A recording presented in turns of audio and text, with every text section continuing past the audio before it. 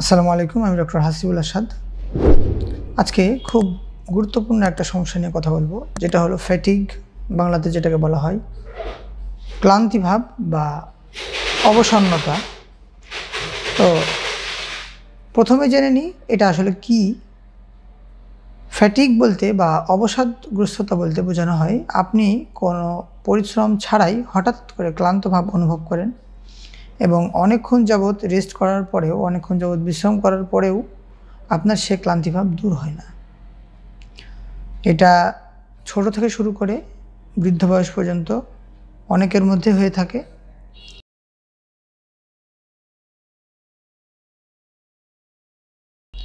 এখন জেনে নিই এটা কি কি কারণে হতে পারে। প্রথম কথা হলো এটা 3 ধরনের কারণে হতে পারে: শারীরিক কারণ, মানসিক কারণ এবং লাইফস্টাইল জনিত কারণ। শারীরিক কারণ কি কি? সেগুলো হলো দীর্ঘস্থায়ী অসুস্থতা, যেমন ডায়াবেটিক্স, রক্তশূন্যতা ছাড়াও যেগুলো দীর্ঘস্থায়ী অসুস্থতা আছে, সেই অসুস্থতাগুলো যদি থাকে তাহলে আমাদের এই সমস্যাগুলো হতে পারে। দ্বিতীয় শারীরিক কারণ হলো সুষম খাদ্যের অভাব। আমাদের যাদের সুষম খাদ্য আমরা ঠিকমতো গ্রহণ করি না এবং ভিটামিন ডি, ভিটামিন B12, আয়রনের অভাবে আমাদের এই ধরনের সমস্যা হতে পারে। তৃতীয় যে শারীরিক কারণ সেটা হচ্ছে ঘুমের অভাব।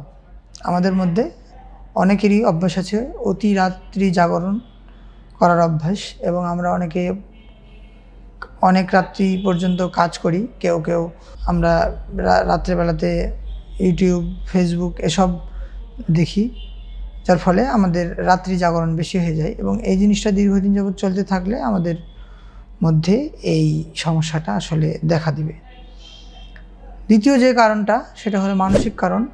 মানসিক কারণ স্ট্রেস, রাগ, উদ্বেগ এবং বিষণ্ণতা, এই জিনিসগুলো যদি থাকে তাহলে আমাদের মধ্যে এই সমস্যাটা ফ্যাটিগ বা অবসন্ন বা অবসাদ, ক্লান্তিভাব, এটা আমাদের মধ্যে দেখা দিতে পারে। এবং তৃতীয় যে কারণটা লাইফস্টাইল জনিত কারণ, এটা কি কি ধরনের হতে পারে, যেমন ব্যায়াম না করা, পরিশ্রম ঠিকমতো না করার ফলে আমাদের বডি ঠিকমতো কাজ করতে পারে না এবং এই ক্লান্তিভাব আমাদের মধ্যে অল্পতেই দেখা দিতে পারে। এবং যদি আমরা অতিরিক্ত পরিশ্রমজনিত কারণেও আসলে এই সমস্যাটা দেখা দিতে পারে। এবং আরেকটা যেটা মূল সমস্যা, যেটা বেশি সমস্যা বর্তমান সময়ে, খারাপ ডায়েট। বর্তমান সময়ে অতিরিক্ত বাইরের খাবার গ্রহণ করার ফলে আমাদের মধ্যে শরীরে ফ্যাটের পরিমাণ এবং খারাপ বা অপ্রয়োজনীয় বিভিন্ন রকম পুষ্টিতে আমাদের বডি ভরে গেছে, যার ফলে আমাদের বডিতে বিভিন্ন ধরনের রোগ বাসা বাঁধছে এবং অনেক রোগের মধ্যেও এই রোগটাও আসলে খারাপ ডায়েটের মাধ্যমেও এই রোগটা হয়ে থাকে।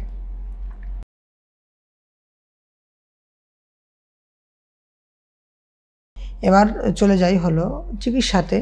হোমিওপ্যাথিতে সবসময়তেই বলে থাকি যে হোমিওপ্যাথিতে চিকিৎসার ধরন হলো সার্বদৈহিক লক্ষণ নিয়ে সেই লক্ষণ অনুযায়ী একটা ওষুধ সিলেকশন করা এবং সেটাকে প্রেসক্রাইব করা।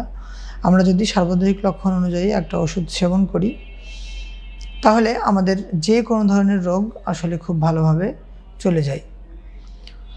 তাছাড়াও যেই মেডিসিনগুলো বেশি ব্যবহার করা হয় সেই মেডিসিনগুলোকে একটু বলি। আর্সেনিকাম অ্যালবাম অস্থিরতা এবং অবসাদগ্রস্ততা যদি থাকে তাহলে এই আর্সেনিক অ্যালবাম এই ওষুধটাকে আমরা ব্যবহার করতে পারি। ক্যালিফস অতিরিক্ত পরিশ্রমের কারণে যদি আমাদের দুর্বলতা ভাব চলে আসে তাহলে আমরা এই ওষুধটা ব্যবহার করতে পারি। ফেরামফস রক্তশূন্যতা সহ যদি দুর্বলতা ভাব, ক্লান্তি ভাব থাকে তাহলে আমরা ফেরামফস ব্যবহার করতে পারি।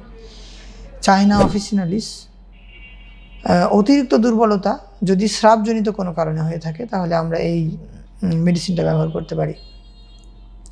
এবং জেলসিমিয়াম অতিরিক্ত দুর্বলতা এবং নাড়াচাড়ার ক্ষমতা পর্যন্ত থাকে না। যদি এমন অবস্থা হয়ে থাকে তাহলে আমরা এই মেডিসিনটা ব্যবহার করতে পারি।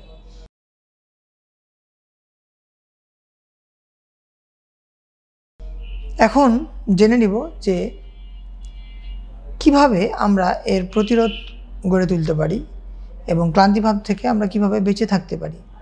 প্রথমত আমাদেরকে স্ট্রেস থেকে মুক্ত থাকতে হবে এবং সারাদিনের মধ্যে 7 থেকে 9 ঘন্টা পর্যাপ্ত পরিমাণে ভালোভাবে ঘুমাতে হবে এবং ঘুমটা পরিপূর্ণ এবং খুব সুন্দর ঘুম হওয়া চাই। তৃতীয় যেভাবে আমরা প্রতিরোধ করতে পারি সেটা হলো হাইড্রেটেড থাকা। আমরা যদি ঠিকমতো পানি পান করি এবং আমরা যদি হাইড্রেটেড থাকি তাহলে আমাদের এই সমস্যা থেকে আমরা বেঁচে থাকতে পারি। সঠিকভাবে ব্যায়াম করা এবং স্ট্রেস ম্যানেজমেন্ট যদি আমরা ঠিকমতো করি, অর্থাৎ মেডিটেশন অথবা যোগব্যায়াম যদি আমরা নিয়মিত করি তাহলে আমরা এই ধরনের সমস্যা থেকে দূরে থাকতে পারি। এই সকল কিছু করে যদি আপনার এই দুর্বলতা ভাবটা না যায়, ক্লান্তি ভাবটা যদি না যায়, তাহলে অবশ্যই একজন ডাক্তারের পরামর্শ নিন এবং ডাক্তারের পরামর্শ অনুযায়ী একটা সঠিকভাবে জীবনযাপন এবং সঠিকভাবে মেডিসিন গ্রহণ করে আপনি এই রোগ থেকে খুব সহজেই মুক্তি পেতে পারেন। আশা করি এই ভিডিওটা দেখে আপনার কিছু না কিছু উপকার অবশ্যই হয়েছে। তো সকলের পরবর্তী ভিডিও দেখার আগ পর্যন্ত সকলে ভালো থাকবেন, সুস্থ থাকবেন। আসসালামু আলাইকুম ওয়া রাহমাতুল্লাহ।